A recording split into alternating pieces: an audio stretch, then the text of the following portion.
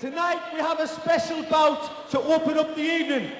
We have a women's mixed martial arts professional bout. So without any further ado, let's welcome all the way from Holland. She has a record of 2 wins and no losses. She weighed in today at 60 kilos. Let's hear for Dina van den Hooven! And here we go, this is the first fight of the night. Dina van der Hooven. What do you know about her, Lee? She's training, obviously, in Holland with the judo camp over there. Right. She's a very good grappler. She beat Kathy Gifford and Sabrina Cohen.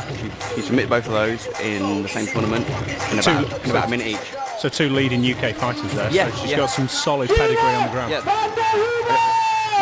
Sabrina being top girl from Wales and Kathy being top girl London Street fighting. Okay. And she's recently knocked out a Brazilian top 2 black belt in MMA. Okay, so she's got some striking ability as well. Could be a handful for Rosi.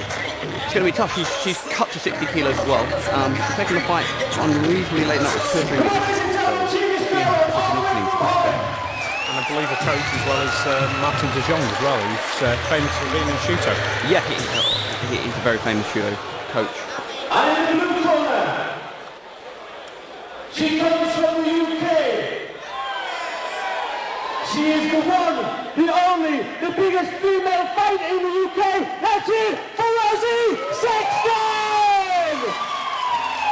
Here we go, so Rosi Sexton coming in, and I think Ian said it very well then. Rosie's probably recognised as the #1 UK female fighter. She's from Manchester, trains with Carl Tanswell. Yeah, well, they do have a similar opponent here. She fought Kathy Gifford in a submission match. Went the distance, got a draw. All right. So, on paper, it would seem that Dina's the far better grappler. Rosie does seem to just pull it out, though, when she fights. A lot of times you think that the other stack's against her, and she pulls out the win. Yeah, I've seen her before. She looks as though she's been in fights that she's really up against it, and she normally comes out with that W. She's got an unbeaten record. Carl Tanswell, obviously, excellent coach. Well, he's on the SBG camp. They've got everything covered, I think.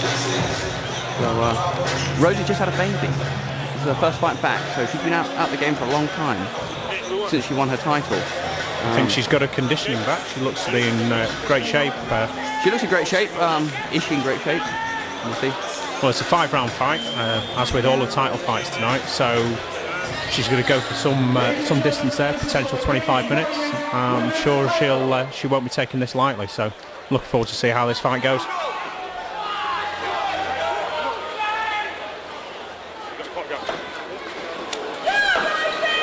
Big marking instructions there. They've been becoming quite a face on the referee scenes in the UK these days.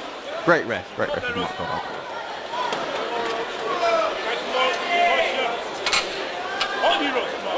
So what do you think is going to be tactics from Rosie here then? Well, on paper she shouldn't go to the ground. She should be looking for a stand-up. You see, she's got very tight defence there. She looks like she might want to do some striking. Yeah. She's getting. I think she's on the losing end there on that quick exchange. Yeah, she came in with a nice high guard, so I don't think she got hit with anything clean, but she's clearly going straight for the clinch. I don't think she wants any of the striking game. No, I guess maybe she feels she got something to prove on the ground. There's a guillotine on there, but I'd be very, very surprised if she got tapped out to a guillotine. I thought I saw a tap for a second there, but obviously not. It looks pretty tight on that. She's got an arm in now. Dina looks very, very strong. Yeah, very so. I mean, I don't see guillotines working that often these days. Most people know how to defend them, so I expect to see Rosie to be getting out of this. We'll see if Rosie can get her takedown. She's keeping the pressure on against the cage, trying to hook that leg out. And Gary in judo terms.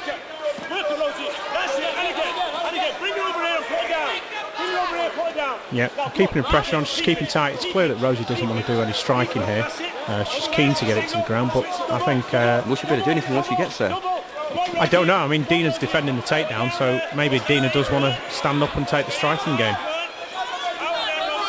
Well, Dina has submitted some good grapplers. You can see she's got the mount position now. She's a very strong grappler. Great sweep over. She was nearly in mount. Oh, reversed. And Rosie's got her butterfly guard back. I think Rosie's got a good butterfly game as well. I know the guys at SBG do train this quite heavily, so she's coming through now. Ooh, nice stand up, back to her feet. Nice reversal. Yeah, a couple of little shots. I don't think they were there to do any damage. No, but they will distract your opponent, so you can look to get better position. Just keeping her stacked up nicely against that cage. Breaking her posture down, yeah. Good work by Rosi now. The short elbows. They're not landing very cleanly, though. I don't think they'll be doing that much damage. No, but I think on the ground, at this weight, the girls are going to look really to get a submission. They're unlikely to stop each other because they're a lot lighter. So those shots will allow her to get a good position and maybe pass the guard to set up her submissions. Well, Rosie's battling to pass guard. She got trapped in half guard. I think she slipped through to mount there, which is a very dangerous position. Especially stacked against the fence where you can't bridge. Yep. Rosie's definitely got a lot of control now. Dina's pulled her in close, which should help her defend some of those strikes. Depending on how legal it may be, Dina could possibly try and bridge off the fence with her feet. Yep. I think she's trying to escape through the back door there, which is... might put herself in a triangle. Well, it's old school. You don't see many people going through the back door now. No, not now. At this level, if you're fighting on strike force... Some great strikes from Rosi. She's trying to pile the pressure on, but she's giving up position doing it. Which is setting up an omoplata at the same time. So she gave up position, but she was attempting a submission at the same time. So she's still offensive. But in MMA, can you be offensive off your back? I would always say it's better to be on top. We look at this in armbar. It's sunk. That's nice. Oh, is she going to tap? Is it going to be a tap? I don't think Dina's going to tap to this. She's really going to fight her way out. That looks pretty locked in. I mean, it's not like Rosie's a slouch. She knows her armbar. She's got good control. I think that's very dangerous, turning so it's a face down leg. You can usually crank that on a lot harder when it's a face down armbar. If she gets out of this, she won't be doing any punching. That arm's got to be sore. At what point do you think Rosi should be giving this up, though? I mean, it's taking a lot of energy. No, I think all the time that the elbow's sunk, keep trying to crack it, keep trying to break it. Once the elbow slips free, then you've got to give it up and try and and do your best just to get a good position instead. But the elbow's still in there. This is a tight armbar. I can't believe the arm hasn't broken. I mean, this is Dina's determination that's defending this armbar, not technique. She's not particularly doing anything to escape, but she's out. She's out, and you've got to give her credit for toughing through that. I mean, she's got some big, strong arms, but that was Rosie's whole body weight hanging off it. She'll feel it tomorrow, definitely. And here's a problem with the girls. A lot of them having the long hair. It's starting to make a bit of a mess, and I don't know if Dina will be able to see so well if it impair her vision. Yeah, she's. I mean, the strikes that she's landing, I don't think they're going to do any particular damage. She's not really posturing up in guard either, which I think is particularly dangerous when you're against a good grappler like Rosi. Yeah, when you've got your hips high like that and your head down, you can be swept. Although I think her physical strength will make up for a lot of difference. It's the end of the first round then. In my books, I'd give that round to Rosi. She had that armbar sunk for a considerable amount of time. And she held mount pretty well. I think Dina is getting by on a lot of strength for that round. I don't know if she's going to be able to do that for 5 rounds. Rosie's undefeated so far. So's Dina. Yeah, good. Well, let's say that Rosi comes out of this with a win. What do you think is next for her? I think she's going to have to start looking to fight more international fights, America or Japan. Okay. If she comes out there with a win. And what if Dina was to win? Well, she's straight away the Cage Warriors champion. She'll be looking, I would imagine, to defend the title on Cage Warriors again. Speak to the promotion, speak to the management, and try and get some decent international fights. She's already beaten up a Brazilian top 2 black belt. Yeah. Okay, so it's gone teams out, ready for round 2.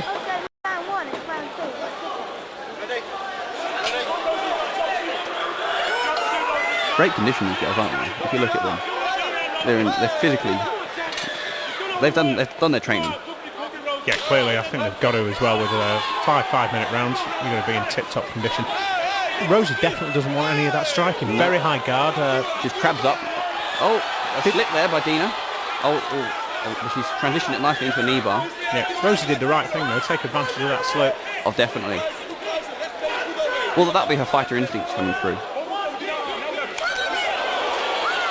Rosi on his back, scrum for the up kick, which did land, but I don't think there was any particular damage done.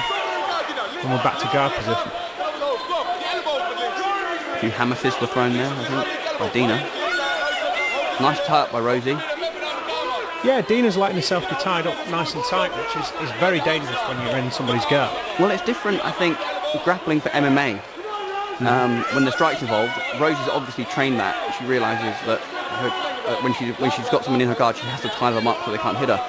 Dina possibly training with the Shuto guys. I do know that they do a lot of submission-based work rather than the MMA base. And this is an MMA fight.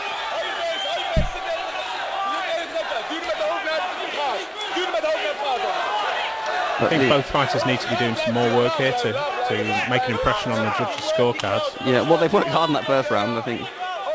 A beautiful setup for the triangle there. And can she get it sunk in? Keeping the head down, it looks like it's a good setup. She controls it really well. There. Second tight submission attempt by Rosi. Can Dina muscle out of this one? A choke's a bit different. It's not like you can just tough it out. If you go to sleep, you go to sleep. At the end of the day, your brain needs blood, and if that's been stopped, it gets taken out of your hands at some point.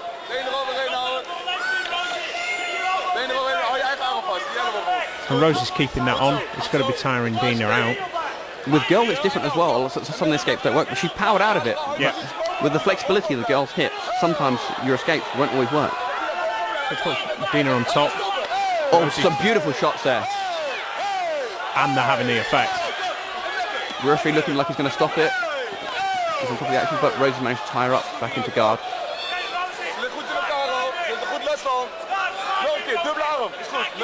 Do you think that flurry there would have negated on the scorecard Rosi's submission attempt? I don't think so. It was pretty violent. It was, but I often see a good, solid submission attempt, almost as a knockdown in boxing. Right. I know I can't vouch for what the judges are actually going to see this as, but you know, good, solid submission like the armbar in the first round. It takes a lot to escape, and it should be scored in that way. Yeah. I guess it depends how close the submission is. That first round armbar was tight. That was sunk. Oh, nice sweep. But well countered by Dina as well. And she managed to power away and get on top again. I'm sure all this strength she's using though, as opposed to Rosi using technique. Yeah. It's going to take its toll. I think both fighters could do with trying to focus on position as well. They seem to be changing positions quite a lot rather than getting a good dominant position and focus on keeping it so you can take advantage of that position. Well, I don't think it's their fault. I think it's the level that both fighters are escaping as well. They'll get a position, but the other fighter's escaping. Yeah. I think that they are trying to hold the positions. Rosi's got the overhook, controlling the upper body. She's looking for an omoplata. Dina's trying to pass through there. Dina has passed through there. Oh, armbar attempt. Round for the armbar, and it's on. An armbar attempt from Dina now. Face down, that's got to be hurting. It's going to be tough for Rosi to get out of this. Girls are more flexible, but that's locked in. Look at that elevation on the hips. And what should Rosi be doing now to try and escape this?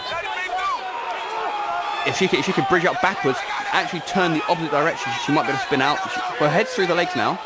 If she can clear the leg again off her head, she might be able to sit up. She needs to just spin like an alligator and roll out of it. It gets to a point where your technique's not going to help you anymore. It's commitment after that point. You've just got to fight your way out. I think she's out of it though. The elbow's been turned, and she's used it to pass the guard.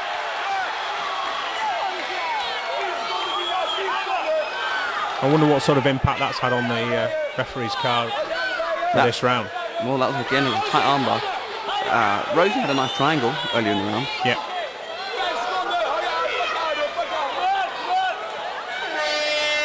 I think that round was pretty even. I think two submission attempts. There's a horrible flurry by Dina. Yeah. Okay. So let's say you're in Dina's corner at the moment.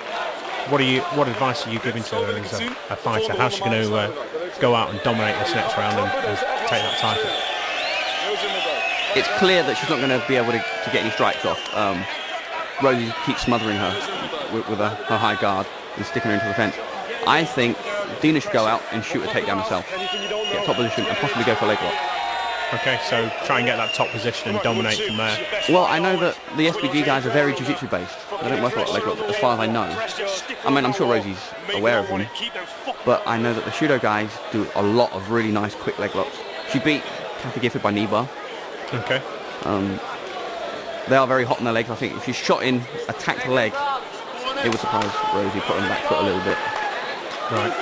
We're ready for third round. Both fighters are looking in pretty good shape. They're not looking too tired, which is a good thing. Yeah, well, Dina's hands are down. She's not getting them up.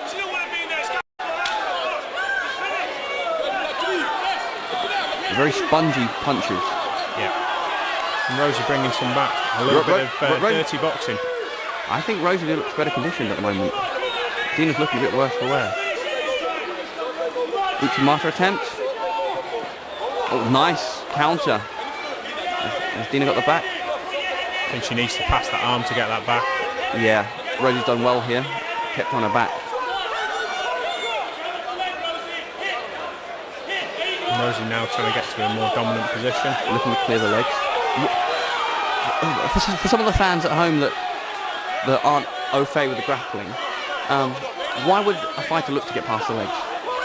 I think it depends what kind of fighter you are, but once you pass the legs, you get to a more dominant position where you can land some strikes if that's what you're aiming to do. But also a lot more submissions are open when you're on side mount, or even if you can get to mount position and you can dominate your fighter with strikes. Right, that makes sense. Now here we can see that Dina is going for a leg.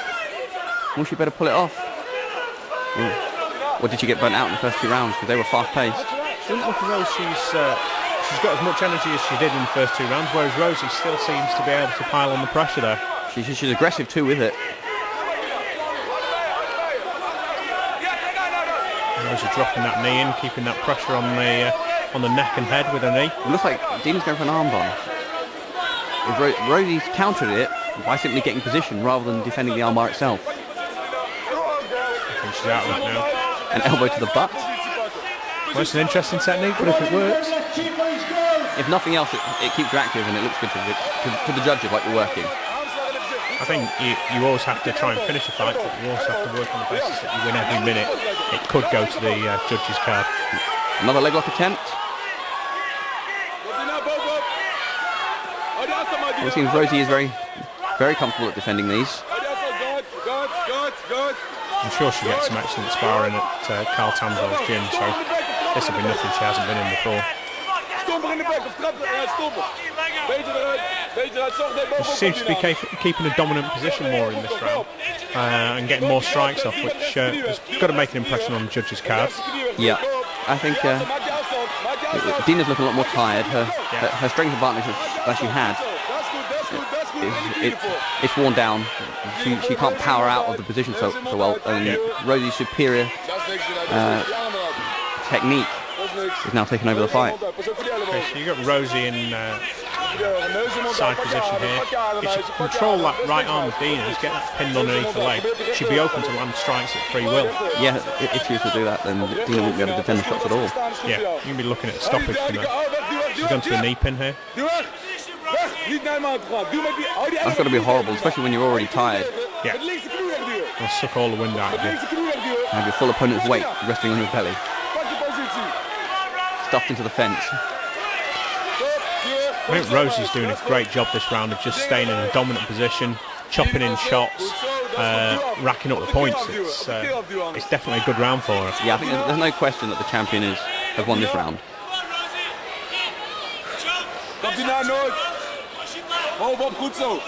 So far on our unofficial scorecard, we're having it 2 rounds to a draw. Yes. Rosi dropping in some elbows. You've got to be careful to avoid the spine there. The spine shot being illegal. I'm sure Mark Goddard will be paying attention to that. So.